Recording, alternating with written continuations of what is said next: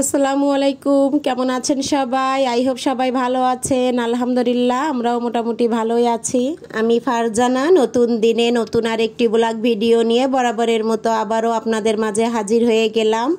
আমি ভিডিওটা স্টার্ট করেছি গতকাল সন্ধ্যা থেকে। দেখেন, গাজীপুরে কিন্তু গতকাল সন্ধ্যায় খুবই বৃষ্টি হয়েছে। খুবই বলতে খুব বেশি জোরে না, আবার একেবারে আস্তেও না, ভালোই বৃষ্টি হয়েছে মোটামুটি। তো আমি নিচে এসেছিলাম নেমে, সামিউলের বাবা বাজারে গিয়েছে, তো বলল একটু নিচে এসে দাঁড়াইতে।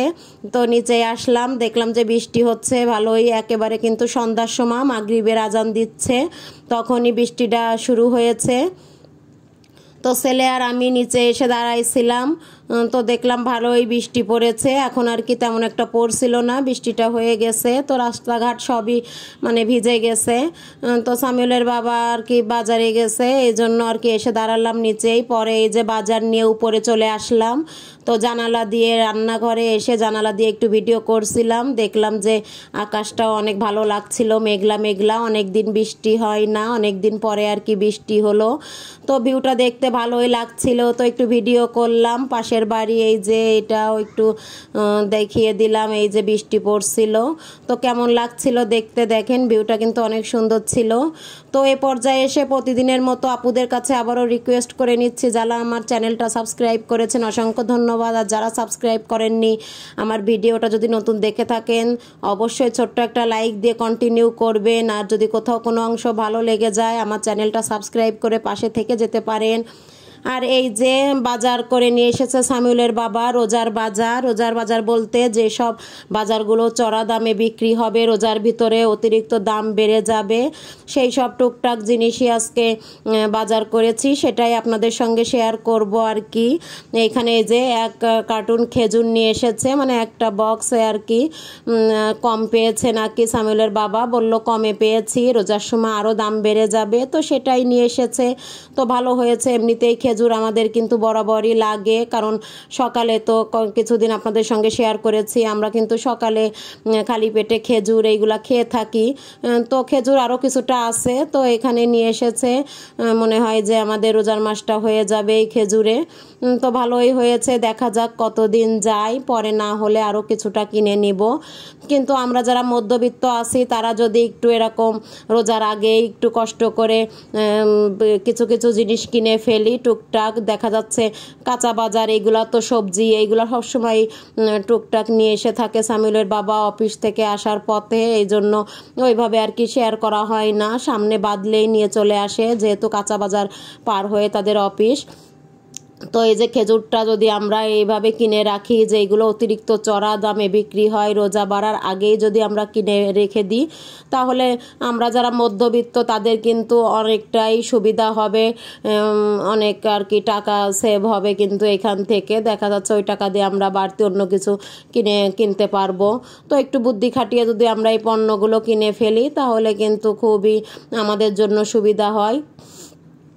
তো এই যে আমি রেখে দিচ্ছিলাম, পরে ভাবলাম যে না একটু পরিষ্কার করে ধুয়ে কিছুটা অর্ধেকটা আর কি ধুয়ে রাখি আর অর্ধেকটা ওইভাবেই রেখে দিই। তো আমি এই যে একটা কাপড় বিছিয়ে ভালোভাবে ধুয়ে টিস্যু দিয়ে মুছে আমি কিন্তু একটু দিয়ে রেখে দিয়েছি কাপড়ের উপরে, যে কিছুটা সময় থাক, তাহলে যদি পানি থাকে কাপড়ে আর কি চুষে নেবে। আর এই যে বাকিটা আমি বেশিটাই ধুয়েছি, আর কম যেটা ওইটা আমি একটা এই যে প্লাস্টিকের পট আছে চকলেটের, ওটার ভিতরে আমি রেখে দিচ্ছিলাম। এইগুলো আর কি ধুইনি, এইভাবেই রেখে দিব, যখন ওইগুলা শেষ হবে তখন আবার এইগুলা আর কি খাওয়া শুরু করব, এজন্য সব ধুই নাই।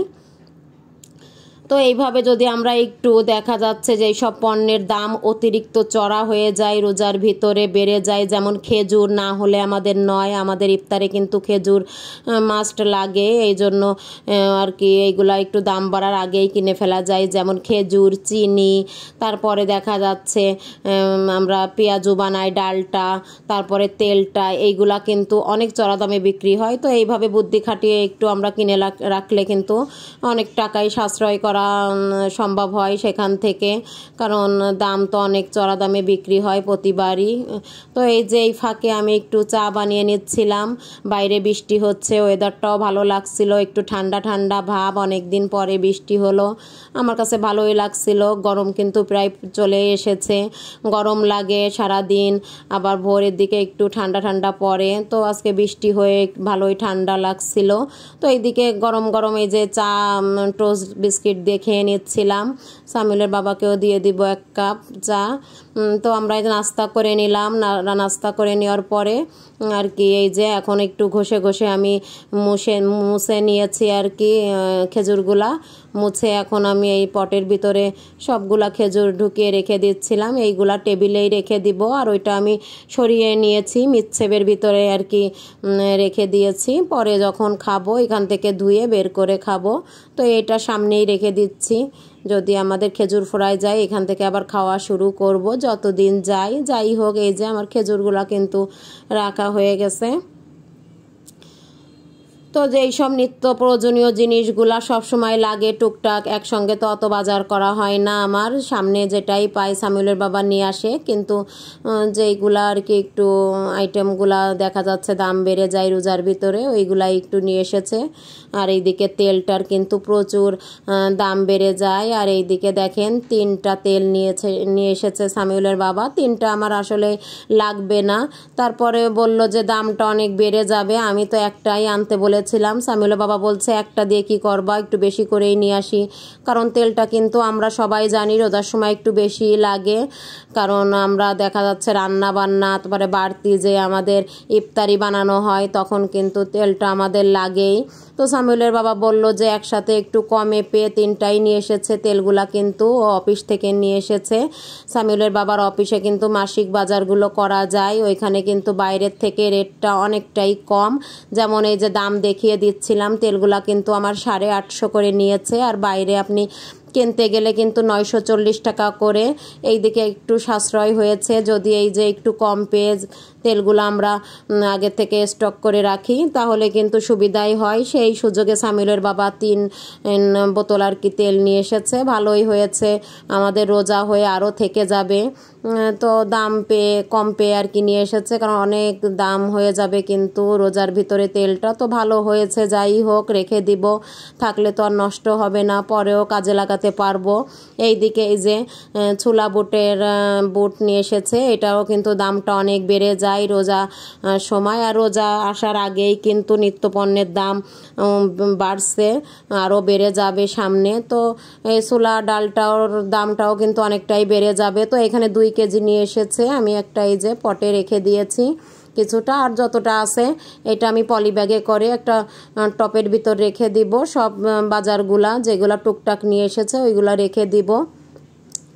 এই যে আরএফএলের একটা টপ, এখানে এই যে ডাল আছে, এটা কিন্তু ছোলা বুটের ডাল, এটা ওই যে বরফি করেছিলাম সেটা কিছুটা ছিল, এটাও আমি রোজার আগে একটু তৈরি করে নেব, রোজার ভিতর খেতে পারবো। আর এই যে মুগ ডাল নিয়ে এসেছে, মুগ ডালটা কিন্তু আমার লাগে, আমি রান্না করি টুকটাক অনেক কিছু দিয়েই। তো এই যে এখানে সুজি ছিল, আর এই যে চিনিটা কিন্তু ইন্ডিয়ান চিনি, বড় দানার চিনি, এটা অনেকটাই বড় এই দানার চিনিটা। তো এটাও আর কি রেখে দিলাম, এটা ইন্ডিয়ার থেকে নিয়ে এসেছে আমার বোন, তো আমাকে পাঠিয়ে দিয়েছিল, সেটাই আর কি। চিনি আরও ঘরে কিছুটা আছে, এজন্য আর কেনার দরকার হবে না। তো এইভাবে যদি আমরা টুকটাক কাজগুলো আগেই গুছিয়ে রাখি, রোজার সময় আমাদের অনেকটা ইজি হয়ে যাবে। আমরা কিন্তু সারা বছরই অপেক্ষা করি এই মাসটার জন্য, ইবাদতের মাস, বেশি বেশি ইবাদত করব। তো কেমন লাগলো আজকের ভিডিওটা অবশ্যই সবাই কমেন্টে জানাবেন। সবাই ভালো থাকবেন, সুস্থ থাকবেন, আল্লাহ হাফেজ।